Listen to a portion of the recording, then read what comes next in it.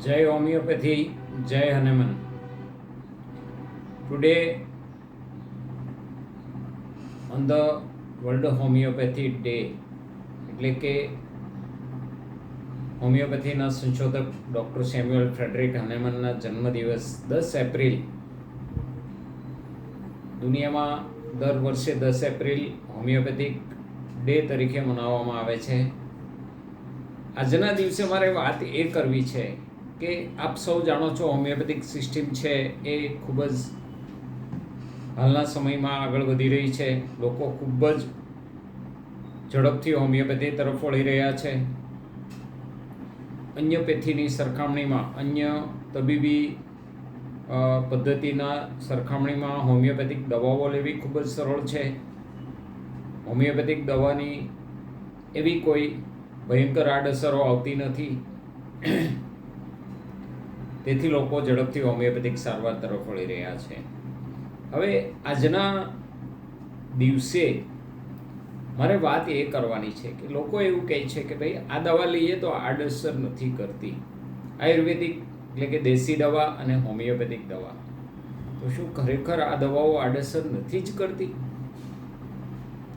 બે રસ્તાઓ છે. આડઅસર કરે છે પણ ખરી અને નથી પણ કરતી.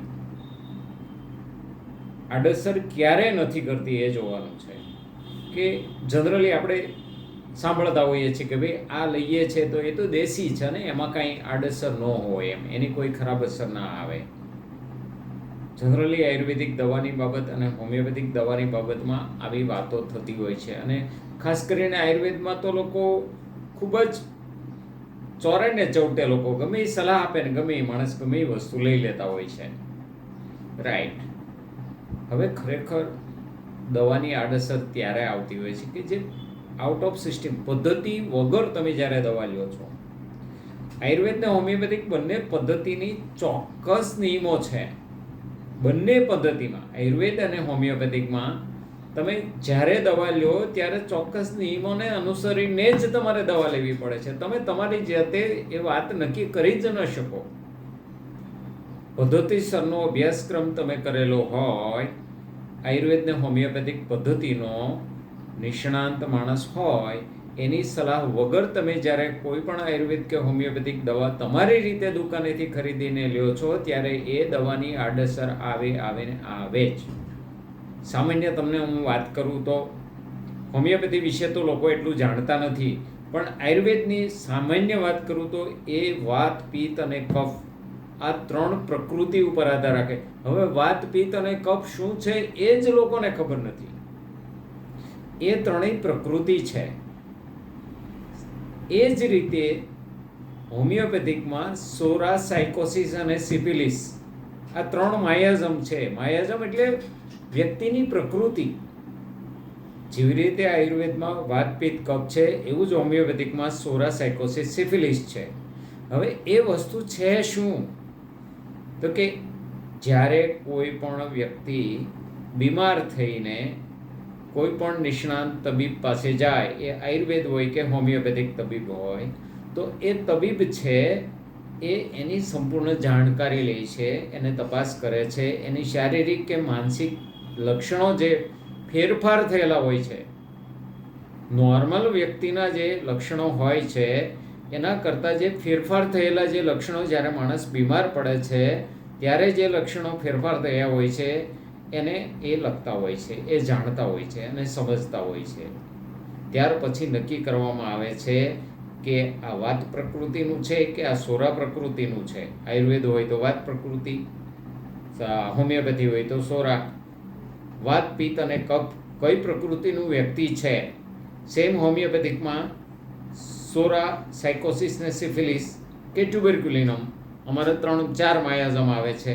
તો એ કઈ પ્રકૃતિનું વ્યક્તિ છે એ પ્રકૃતિ પ્રમાણેની દવાની પ્રકૃતિ જે હોય તો એ દવાની પ્રકૃતિ પ્રમાણેની દવા એ વ્યક્તિને આપવામાં આવે છે. વાત, પિત્ત, કફ હોય, સોરા, સાયકોસિસ, સિફિલિસ કે ટ્યુબરક્યુલિનમ હોય. હવે આ પ્રકૃતિ છે, આ શબ્દો જે છે એ વાત પ્રકૃતિનું વ્યક્તિ છે, પિત્ત પ્રકૃતિનું વ્યક્તિ છે કે કફ પ્રકૃતિનું વ્યક્તિ છે એ નક્કી થયા પછી તેને વાત પ્રકૃતિની, પિત્ત પ્રકૃતિની કે કફ પ્રકૃતિની દવાઓ આપવામાં આવે છે. સોરિક, સિફિલિસ કે સાયકોસિસ માયાઝમ પ્રમાણે એ કયા ટ્રેન્ડમાં ચાલે છે, એ વ્યક્તિનો રોગ, એ વ્યક્તિની માનસિક પરિસ્થિતિ, એ વ્યક્તિની શારીરિક પરિસ્થિતિ, એની પાસ્ટ હિસ્ટ્રી, એની ફેમિલી હિસ્ટ્રી, આ બધું જ જોવામાં આવે છે અને પછી જ નક્કી કરી શકાય કે આ કઈ પ્રકૃતિની વ્યક્તિ છે અને એ પ્રકૃતિ પ્રમાણે એને દવા આપવામાં આવે છે. જ્યારે તમે લોકો સામાન્ય માણસો તમને કહી દે કે ભાઈ તમે બાવળની પાલી ખાઓ તમને સારું થઈ જશે, કોઈ એમ કહે કે તમે લીમડાનો રસ પીવો સારું થઈ જશે, કોઈ તમને એમ કહે કે તમે ત્રિફળા ચૂર્ણ લ્યો તમને સારું થઈ જશે, ફલાણા ભાઈને આમ હતું આમ થઈ ગયું, ફલાણા ભાઈને પેલું દવા લીધી તો આમ થઈ ગયું, દુકાનેથી તમે લઈને ઓસડિયા ખાધા કરો. એ ઓસડિયા પણ શરીરને નુકસાન કરે છે જ્યારે તમારી પ્રકૃતિ પ્રમાણે લેવામાં ન આવે તો. અને આયુર્વેદમાં તો હું એમ કહું છું કે એ તો ઓરિજિનલ ફોર્મમાં આપવામાં આવે છે. દાખલા તરીકે તુલસી છે, અરડુસી છે, તો એ અસલ ફોર્મમાં જે પ્લાન્ટ, જે છોડ છે એના જ ફોર્મમાં તમે લઈ શકો છો, એના પાન લઈ શકો છો, એના પાનનો રસ લઈ શકો છો, અથવા તો સૂકવીને એનું જે ચૂર્ણ થયેલું હોય એ લઈ શકો છો. જ્યારે હોમિયોપેથિકમાં એક મોટો બેનિફિટ એ છે કે એને ડાયલ્યુશનના સ્વરૂપમાં એમાંથી જ દવા બનાવેલી, પણ એ પ્રકૃતિ અલગ રીતે બનાવેલી હોય છે દવાની. તો એ દવા જે આપવામાં આવે છે ડાયલ્યુશનના ફોર્મમાં, ત્યારે કદાચ તમારે પ્રકૃતિ વગર લેવાઈ ગઈ હોય, તમારી પ્રકૃતિને મેચ ન થતી હોય ને એ દવા લઈ ગઈ હોય, લેવાઈ ગઈ હોય, તો એ દવા એ આડઅસર એટલી કરતી નથી, અથવા તો કરે છે તો ક્ષણિક હોય છે, એ તમને ખબર પણ ના પડે, ડૉક્ટરને પણ ખબર ના પડે અને દર્દીને પણ ખબર ના પડે. જ્યારે આયુર્વેદિકમાં તમને જો તમે 4-5 દિવસ તુલસી કે અરડુસી કે હરડે કે કોઈ પણ XYZ હળદર જે કાંઈ પ્રકૃતિ પ્રમાણે તમે નથી લીધી અને તમે 4-5 દિવસ લીધી છે, તો એ ઓરિજિનલ ફોર્મમાં હોવાથી તમારા શરીરને આડઅસર કરી શકે છે. અને એ ઘણીવાર એવા દાખલાઓ પણ બનતા હોય છે, જેથી કરીને નિષ્ણાંત આયુર્વેદિકની સલાહ વગર કોઈ આયુર્વેદિક કે હોમિયોપેથિક દવા લઈ શકાય નહીં. તમારે ખરેખર જો હોમિયોપેથિક કે આયુર્વેદિક દવા લેવી હોય તો એના નિષ્ણાંત વ્યક્તિની સલાહ લઈને જ લેવી જોઈએ.